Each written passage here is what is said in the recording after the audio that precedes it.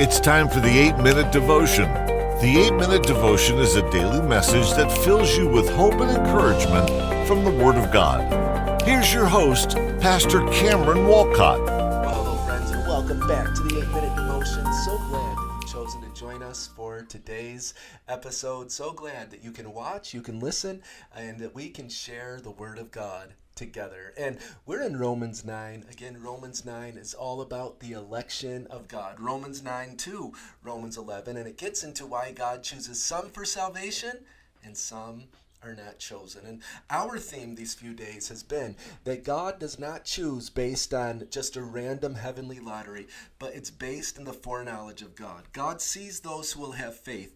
The election of God, it's all based on faith and mercy. Faith, mercy, grace. It's not based on good works. None of us could do enough good works. None of us could earn. None of us could deserve that salvation. But it is based on will we say yes to the grace of God? Will we have faith and say yes to what Jesus has done? So yesterday we looked at the passage that says he has mercy on whom he wills, he hardens whom he wills.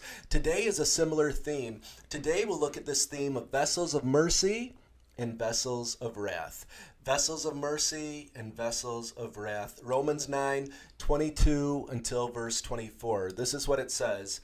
What if God, wanting to show his wrath and to make his power known, endured with much long suffering the vessels of wrath prepared for destruction, and that he might make known the riches of his glory on the vessels of mercy, which he had prepared beforehand for glory, even us whom he called, not of the Jews only, but also of the Gentiles. Wow, 3 verses here with a lot to unpack. But before I get into the things I really want to focus on, the Apostle Paul says, maybe God has been postponing his wrath on the vessels of wrath, on those who have rejected him. God has postponed his wrath. He's given them long suffering so that he can keep pouring out his glory, his grace on the vessels of mercy. He has prepared us beforehand. He has prepared the vessels of mercy. He has called us, not the Jews only, but also the Gentiles. And you see, the Apostle Paul says that God is having mercy on those of us who are the vessels of mercy. And of course, God could have judged the wicked quickly. God could judge the wicked. He could wipe out the wicked today. But he doesn't want to do that. He wants to give more time for the wicked. Even he wants to give more time. He has long suffering because some of them will become vessels of wrath. Vessels of mercy. God sees in his foreknowledge that some of those who, if he were to judge today, they would be going to hell. They'd be going to destruction. God sees in his foreknowledge that many of those will turn to salvation and become vessels of mercy.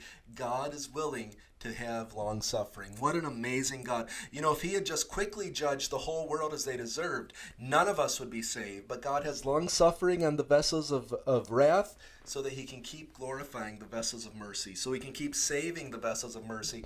He also says not on the Jews only, but also the Gentiles. You see, Paul is clear. Paul is clear that God is saving from the Jews and from the Gentiles. The Jewish people of God and the Gentile church, God is bringing them together. And later in the week and next week, we're going to look at that in more depth. But God is saving from the Jews who turn to Christ as well as the Gentiles who turn to Christ. The important thing in the new covenant isn't whether you're a Jew by birth or whether you're a Gentile by birth. The important thing is, will you turn to Christ? Because whether you're Jew or Gentile, the only salvation in the new covenant is through Jesus. It's through Jesus. But that we can never think as the Gentile church, most of you watching are probably Gentiles, we can never think, well, we have something more special than the Jews. No, God is saving the Jews too through faith in Jesus. And Paul was a Jew, Jesus was a Jew. So I always want to say that there should be no anti-Semitism in the church. We live in an age of rising anti-Semitism, more hatred towards the Jews. We see it in the protest in campuses. We see it in the shameful way that much of the world has reacted to the attack on Israel on October 7th. We want to make it clear that as a church, the Gentile church, together with the Jews who believe in Jesus, we are grafted together. And we're going to be looking at that a lot more. But for our main theme here, there are vessels of wrath and vessels of mercy. God uses both. The truth is that God uses both the wicked and the righteous. The wicked might think, well, God can't use me. I do my own thing. I'm my own man. I do whatever I want.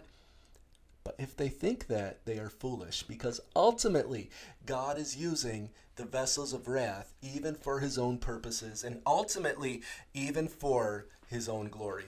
Again, the ultimate example of this in the Old Testament is Pharaoh. Pharaoh was raised up by God as a vessel of wrath. Pharaoh was needed in order for God to show his power in bringing the Israelites out of Egypt. He needed a Pharaoh, and God raised Pharaoh up as that vessel of wrath. Pharaoh was used by God. But we must remember, being used by God does not mean we are approved by God. We can be used by God without actually being approved by God. And of course, God did not just randomly choose Pharaoh for this ungodly purpose. God chose Pharaoh because he saw he foreknew Pharaoh's heart. He knew that Pharaoh would say no, no, no. He knew that Pharaoh was wicked and he would reject God's mercy, reject God's commands. And as such, God said, well, I see what's in Pharaoh's heart. I'm going to use him as a vessel of wrath to further my purposes. Being used by God is not proof we are approved by God. God will use us for his purposes, whether he approves of us or not. Ultimately, God uses vessels of wrath to punish, purify, and perfect his children. We look at the book of Habakkuk. The prophet Habakkuk was wondering why God was using the wicked nation of Babylon to judge the nation of Judah. Judah had fallen to idolatry. Judah had fallen, but they weren't nearly as wicked as Babylon. So Habakkuk is saying, God, how is this fair?